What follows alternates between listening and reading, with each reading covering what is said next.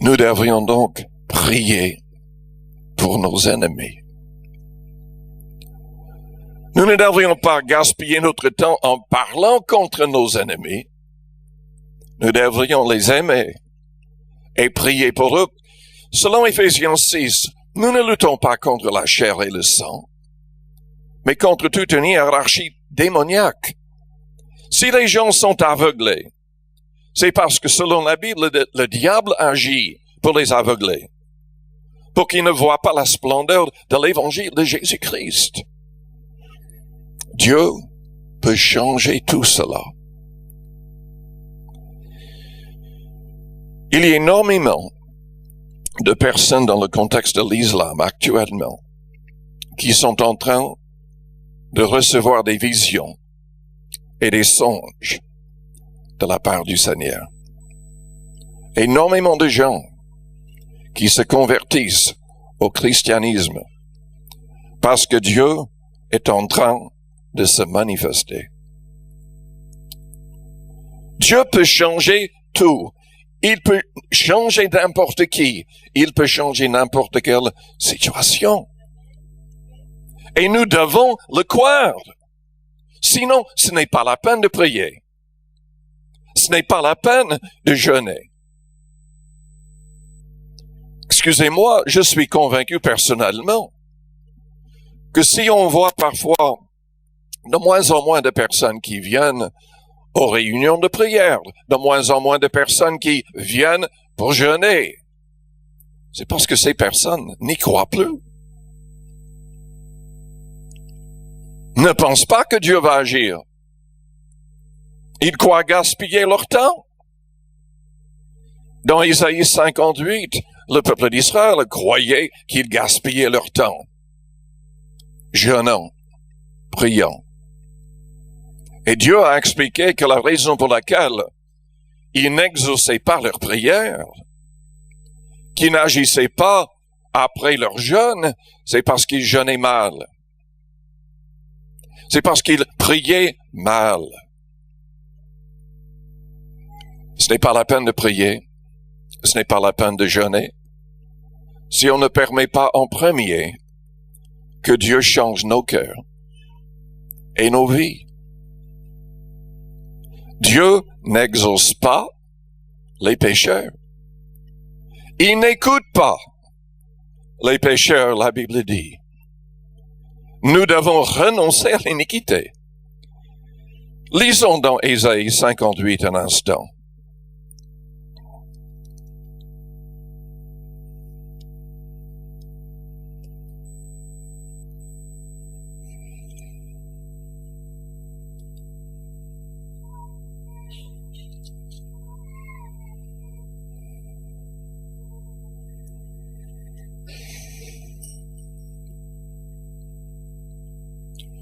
Nous devons permettre que Dieu change nos cœurs, nos attitudes, notre mentalité, nos paroles surtout.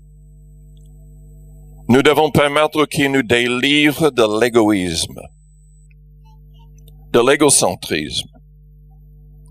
Car toutes ces choses vont bloquer nos prières. Israël jeûnait, mais uniquement parce que ça faisait partie de ce que Dieu avait demandé. Ce n'était pas avec réelle conviction. Et la première partie de Ésaïe 58 dénonce le faux jeûne. Au verset 3, Dieu dit, « Voici le jour de votre jeûne, vous vous livrez à vos penchants et vous traitez durement tous vos mercenaires. » Vous savez, on doit vraiment faire attention si on jeûne. Parce qu'on peut être irritable. Ce n'est pas facile de jeûner. On peut être impatient avec les autres. On peut être brutal dans sa manière de parler ou de réagir. On doit vraiment se calmer et se rendre compte de cette influence. Mais On peut être comme ça sans le jeûne aussi. Et on a besoin d'être délivré. On a besoin de demander que le Seigneur nous remplisse de son amour. Car selon 1 Corinthiens 13, l'amour ne s'irrite point. Et malheureusement, trop souvent, nous ne manifestons pas l'amour que Dieu demande de nous. L'amour ne s'irrite point. Au verset 7, déjà au verset 4, vous frappez méchamment du poing. Au verset 7, partage ton pain avec celui qui a faim. Il y avait un problème. Il n'aidait pas les gens dans le besoin. C'est le même problème que nous constatons dans Luc 16 avec l'homme riche qui a été envoyé en enfer. Il avait Lazare près de lui, qui était malade, qui était en train de mourir de faim. Et cet homme riche ne lui donnait même pas les miettes qui tombaient de sa table. L'égoïsme. Partage ton pain avec celui qui a faim. Fais entrer dans ta maison les malheureux sans asile. Il n'y a pas beaucoup de personnes aujourd'hui, parmi les chrétiens, qui acceptent de le faire. Est-ce que vous accepteriez de le faire? Est-ce que vous le faites? Si tu vois un homme nu, couvre-le. Et ne te détourne pas de ton semblable. Est-ce que nous le faisons? La plupart des hommes le font. Surtout dans une grande ville où il y a tellement de problèmes à droite et à gauche. On ignore les personnes dans le besoin. Au verset 9, deuxième phrase, si tu éloignes du milieu de toi le joug, les gestes menaçants et les discours injurieux, qu'est-ce que vous faites quand vous êtes doublé de manière illégale dans la circulation?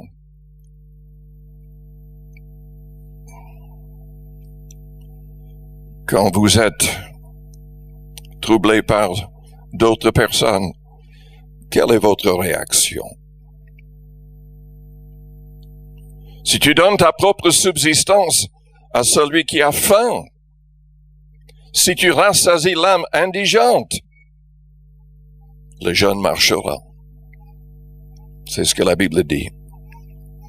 Il y a toute une liste de promesses destinées aux gens qui accepteront de jeûner correctement.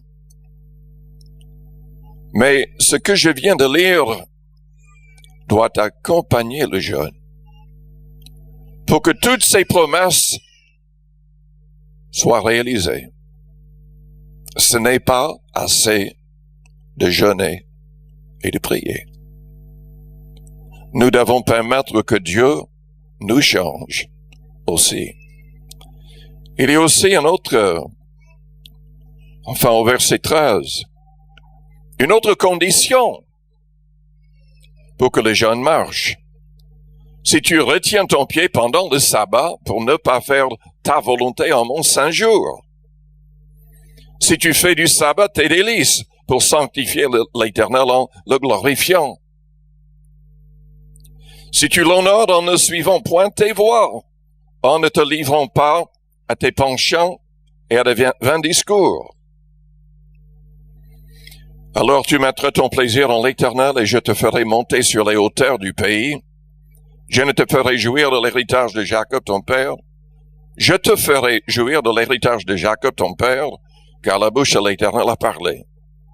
En d'autres termes, enfin, c'est le dimanche, le jour du Seigneur que nous mettons à part, comme notre jour de sabbat qui signifie repos. C'était le samedi à l'époque pour les Juifs. Mais l'idée, c'est que quand il est un jour saint, nous ne devrions pas faire autre chose. que de chercher la face du Seigneur.